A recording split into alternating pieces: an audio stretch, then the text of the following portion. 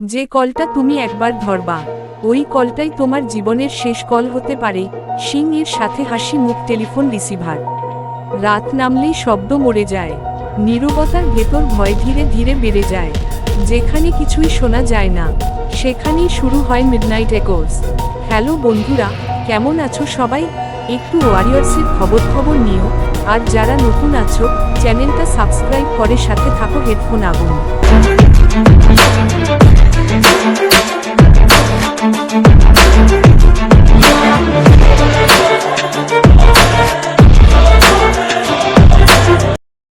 আজকের গল্পটা এমন একটা জিনিস নিয়ে যেটা শুনলে তুমি হয়তো আজ রাতেও ফোন ধরতে ভয় পাবে।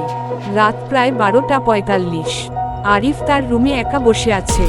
রুমটা হালকা অন্ধকার, ফ্যান চলছে ধীরে ধীরে, বাইরে নীরবতা, একদম থমথমে পরিবেশ।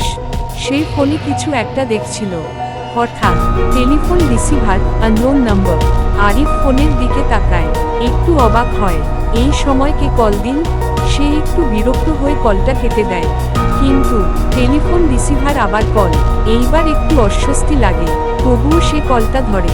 ডানে ইশারা করা উল্টো হাতের তর্জনী ওপাশে, কোনো সাউন্ড নেই, একদম নিস্তব্ধ। আরিফ একটু হেসে বলে, হ্যালো। কোনো উত্তর নেই। ঠিক তখন ডানে ইশারা করা উল্টো হাতের তর্জনী খুব নিচু, প্রায় ফিসফিস করে একটা আওয়াজ। তুমি একা না। আরিফের মুখের হাসিটা মুছে যায়। ডানে ইশারা করা উল্টো হাতের তর্জনী। সে ধীরে ধীরে ফোনটা নামিয়ে দেয়। রুমের চারপাশে হঠাৎ যেন পরিবেশ বদলে যায়। আগের মতো আর স্বাভাবিক লাগছে না। সে উঠে দাঁড়ায়, ডানে ইশারা করা উল্টো হাতের তর্জনী দরজার দিকে তাকায়। মনে হয় কেউ বাইরে দাঁড়িয়ে আছে। সে ধীরে ধীরে দরজার কাছে যায়, কানে লাগিয়ে শোনে। ডানে ইশারা করা উল্টো হাতের তর্জনী, বাইরে কিছুই নেই। কিন্তু ঠিক তখন টেলিফোন রিসিভার ফোন আবার বেজে ওঠে। এইবার আরিফ ভয় পেয়ে ফোন ধরে।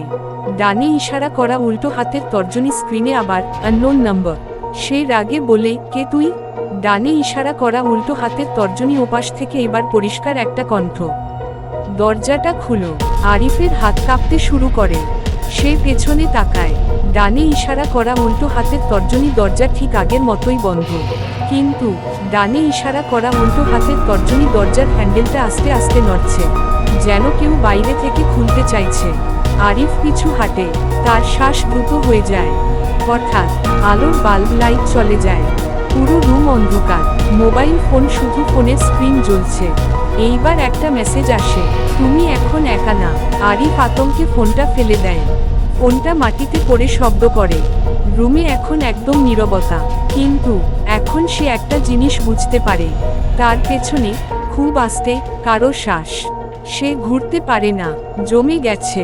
শ্বাসের শব্দটা আরো কাছে, একদম কানের কাছে। ফিসফিস করে বলা হয়, এটাই তোমার শেষ কল। পরের দিন সকালে দরজা ভেঙে একজন প্রতিবেশী ঢোকে। রুম খালি, শুধু মাটিতে একটা ফোন পড়ে আছে। স্ক্রিনে শেষ কলের স্ট্যাটাস, আননোন নাম্বার কানেক্টেড।